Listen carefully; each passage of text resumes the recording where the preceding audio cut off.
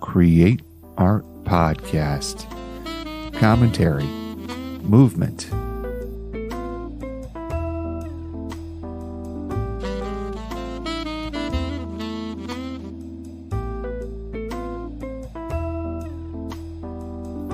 Welcome back, everybody. I am going through a deck of cards called Kickstart Creativity. There are 50 cards to spark imagination, and my wife got them to me in 2022 during the holidays. And this is from Bonnie Smith Whitehouse, so I highly recommend going and getting Deck the Cards. Links will be in the show notes. And what they do is they really help you with your creativity. They give you ideas. And what I've been doing is every week I draw a card on Sunday, think about the topic at hand for the week, and then on Sunday morning, record the episode for the past week. There's three types of cards. There's red action cards, perspective cards, and that are green, and intention cards, which are blue. Right now I'm working through the green cards, and today's card is movement. So when I got these cards, I was thinking, wait a minute, I run a podcast on creativity. Why do I need this? I think we all need a little boost every once in a while, and it gets us thinking about the terminology that we throw around, and really it makes us focus on what we're trying to say. And when we do that, our audiences can better understand the points we're trying to get at. So, as I said earlier, today's card is movement. And what it says on the front is movement triggers vitality, resilience, and vigor. And as you know, I've reached my 50th year. I can tell you that movement is a good thing. You need to move in order to live. And whatever movement you can get, if you have a medical condition or you're not able to move around that much, just the attempt at moving is enough to go ahead and change your perspective. If you're sitting in the same seat all the time and never getting out and experiencing the world, I don't know where you're getting your inspiration from, but good luck with that. But really, movement is essential for all of us as creators to get out there and and describe the world in the terms that we see it. So me, I like to have a good definition of the word that we're discussing here. So we're going to start off with what Merriam-Webster says, because sometimes they give us good definitions. So thank you, Merriam-Webster. The act or process of moving. How do you define a word by using the word in it? A series of organized activities working towards an objective. That's the part of the definition that I really like. When we think of when we're creating something, the steps that we take to create it, that is movement. That can be considered movement. When you're getting ready to paint on a canvas, or when you're getting ready to do an episode for a podcast, the steps that go into making that happen, that's movement. And that, if you can define those steps and write those steps down, that can be a source of inspiration for you. And just, getting up out of your chair, out of your stool, if you're working on something, if you're writing something, going outside for a walk, that can totally change your perspective. If you're running into a block, just get up and get out of the situation that you're in and go do something else for a few minutes. There's a lot of research on it. Go look it up on Google, but there's a lot of research on it that says that, hey, if you do that, you're going to help yourself out. And you're going to be able to think about things a little bit more clearly. So sometimes I attend a online group of other people with MS, and some of them are in wheelchairs and walkers and whatnot. And I feel really blessed that I can move around the way that I can. And I try to do it as much as I can. I need to because just because of the nature of the of the condition, movement really helps. And, any kind of movement, just, walking, hopping on a bike, doing some yoga, doing some Tai Chi, whatever it is, that movement will not only help your body, but, it'll help that inner critic get some exercise. Give that inner critic some exercise. Make it work. I mean, come on. That's what we're talking about here, right? Exactly. So with each of these cards, it comes with 3 challenges. So let's look at the first challenge here. Your body is yours for the long haul. Pledge to move, or draw fresh energy from it each and every day. If you feel dog-tired, lazy, or uninspired, stretch and move your body. And that can be difficult for a lot of us because, a lot of us are teleworking due to the pandemic. I know I am. I'm still teleworking, and I love teleworking because it allows me to do the creativity that I want to do in my life, but it also allows me to be around my family a lot more instead of doing the commute. But the problem with it is that, moving around, you really have to think about it. When I was commuting and riding in the train and all that, I was my train stop was maybe 2 blocks from where I worked at, and so I would get my 6,000 steps in a day, but now that I'm home, and 3,000, 5,000 steps can be kind of a struggle. So I went out and got myself some walking shoes last year, and they're collecting a little bit of dust. So I know for me, I need to do a lot more movement than what I am doing now. So and not just for inspiration, but for health. I'm not as svelte as I used to be back in my teens and 20s. Being 50, it does a toll on you. But I do know that the energy that I had in my teens, 20s, 30s.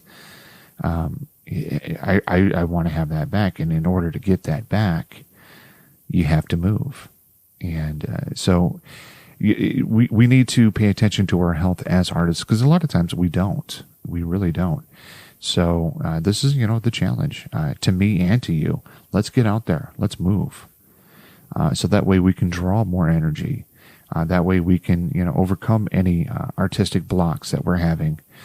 You know how I feel about artistic blocks or writer's blocks, but if we're having a hard time with it, or with a project that we're working on, step out, go outside, go for a walk for an hour, and then come back to it. And, if the problem isn't solved, then find a different way around it. And you'll gain a different perspective when you do things like that. So our next challenge is push hard against a fixed surface like a floor or a wall. So you inwardly resolve to resist an obstacle that stands in the way of the work you dream of doing. So that's just kind of like a physical manifestation of the issue that you may have. If it seems like a insurmountable task, go up against a wall, or do some push-ups, or do some wall-ups, I guess they're called, and exert some physical energy at it, and see if that doesn't help your perspective. It'll at least get you a little bit of get your heart going a little bit, and maybe work up a sweat. But physically representing the issue that you're going through, it might turn you into a modern dancer. I don't know. Are there worse things to be? Sure. Politicians. I don't know. Proctologists. But give that physical representation of the struggle that you're going through, and then look at it. Maybe take a video of it, or take a photo of it, and put that up on your wall and go, "This is what I'm fighting against. I'm fighting against inertia. So let's, I'm fighting against me staying put. So let's, pledge to do that to ourselves, for ourselves, and, do that physical manifestation of it." For me, I one of the things that I do is, I'll do a walk for MS, or I'll do a walk for suicide prevention, because those are, 2 issues that are really important to me. And just doing that walk for a mile, mile and a half, 2 miles, whatever it is, that's physical activity, that's movement, and you never know who you're going to run into. It could be a great conversation that you spark up with somebody, and oh my gosh, heaven forbid they become an audience member. Go figure. All right, so the last challenge is climb the nearest steps. And as you feel your body rise upward, contemplate a problem you'd like to overcome. Luckily for me, I record this in my basement, so for me, that's 2 flights of stairs that I have to do to get down here and do the work that I do in my studio / office / recording space. A lot of slashes in there. But yeah, climbing the stairs. If I'm running into an issue with work or with something that I'm creating, I'll get up out of my space and I'll go up a flight of stairs. Then if I need to, I'll go up 2 flights of stairs. Usually when I go up a flight of stairs, it's to go refill on the coffee or water. If I go up 2 flights of stairs, it's to have my morning constitutional. So whatever it is for you, if you have a flight of stairs in your house and you're running into an issue and it's raining and pouring outside, or it's 110 degrees, just go climb your stairs for a minute.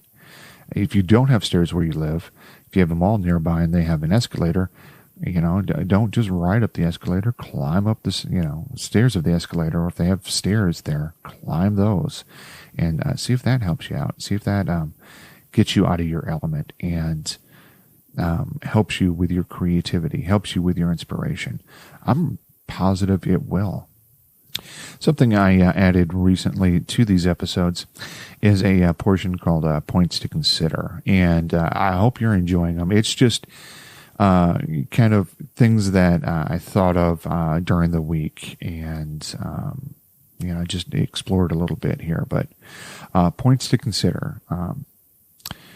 When we add movement, we are breaking free from conventional boundaries. So we're not just, a conventional boundary would be, sit and get it till it's done. Why do that? Get up. If you're I'm running out of ideas, get up before you run out of ideas and go for a walk and grab some from nature around you, or grab some from the humanity that's around you. Another idea is embodied creativity. You want to embody this creative spirit that you have, and that spirit wants to walk around. It's kind of like another person. It wants to walk around and see the world. So allow it to do that, and allow yourself to be inspired by the things that you go walk around and see. Now, when you do movement, if you're a painter and you're doing some movement classes, with maybe a dancer or something like that, that's going to expand your artistic vocabulary. If you're a writer, go to a yoga class, learn the vocabulary of it, or go to a Tai Chi class, learn the vocabulary of it, because there's people out there that are doing it. And if you're trying to portray society, or the society that you live in, I bet you there's, people out there that are doing some sort of, organized movement activity that's not only going to, increase your network and maybe increase your audience, but it's going to give you a vocabulary that's going to help with your authenticity when you're talking to your audience through your work. Another idea is it's fostering collaboration and interdisciplinary exchange. So again, that's going to the writer going to the dancer and taking a movement class with them, the actor going to a yoga class and learning how to breathe properly. If you're going to another artist, a martial artist, a movement artist, anything like that, that's going to help you out. That's going to be a potential collaboration and expand your audience tremendously, an audience that you may never have had access to. And lastly, and it's always about the audience with me, it'll help you connect with your audience. If you put that movement into your piece, they're going to recognize that movement. That may be the only thing that they recognize, but that's the way to get the audience in and to connect with them and to speak at their level and to, be able to more clearly represent what you're trying to portray of this world. So it's definitely going to help you with your connections with your audience. Give it a shot. You never know what's going to happen. So I want to thank you for tuning in to this episode of Create Art Podcast, where we're commenting on movement from the Kickstart Creativity cards. I hope you got something out of it. And if you did, do me a favor, go ahead and share it with a friend. I've got a couple of asks that I always save to the end. So if you're used to these, you know what I'm going to ask you. You know, if you found this podcast helpful, pass it on to a friend. The big thing is that's the best way to find new podcasts is, you know, by word of mouth. If you refer to a friend that needs to hear it, it's like getting them the gift that they need. Also, if this wasn't a 5-star podcast for you, I'd really appreciate it if you let me know what would make it a 5-star podcast for you. You can reach out to me, Timothy@createartpodcast.com, and yeah, I definitely want to hear about it. And I want to hear about your artistic journey. So if you're doing something pretty wild or kind of tame, or if you're going through the Kickstart Creativity cards with me, by all means, let me know. I'd love to hear what your takes are on the Kickstart Creativity. So if you can't get enough of my voice, I also run the podcast called Find a Podcast About. You can get there at findapodcastabout.xyz, and that's where I help you find your next binge-worthy podcast and outsmart the algorithm. Again, the best podcast recommendations do not come from a search engine. They come from somebody that you know and trust. So check me out over there. I've got a bunch of episodes. I'm working on my second season for there. And you're going to find some podcasts that inspire me, and I want to share them with you. And if you have ideas about podcasts that you would like to have me review, go on over there to findapodcastabout.xyz. You can leave me a voicemail. You can leave me an email, whatever you want to do. However you want to do that, I'd love to hear from you. Last thing I want to put out there, and this is for my folks that are podcasters or who want to be a guest on a podcast, or, you know, if you just want to learn more about podcasting, July the 20th, 2023, Pod Talks is going to be hosting their quarterly Pod Talks virtual event. It's pretty cheap. It's under $25. And you can go to podtalks.fm for more information. Tell them I sent you. But they're all part of the Pod Match website, and that's where guests can go and find podcasts to be on, and podcasters can go on there and find guests that are going to suit their needs. So give it a shot, podmatch.com, and again, tell them Tim sent you. Oh, and before I forget, because I usually do, I do have a newsletter, the Create Art podcast newsletter. So you can get to that by going to the website and subscribing in the show notes there. It's a Substack site. So Create Art Podcast newsletter.substack is the link you can go to. But hey, just go to the website and you can sign up there and it'll come to your mailbox. It's about once a month. Give it a look and see. So between episodes, I do this, and it just gives you some more insight into what I'm working on and what I'm thinking about. So it's that time of the show where I tell you to go ahead and tame that inner critic, create more than you consume, get some movement, get out of that chair, and go make art for somebody you love, yourself. Until next time.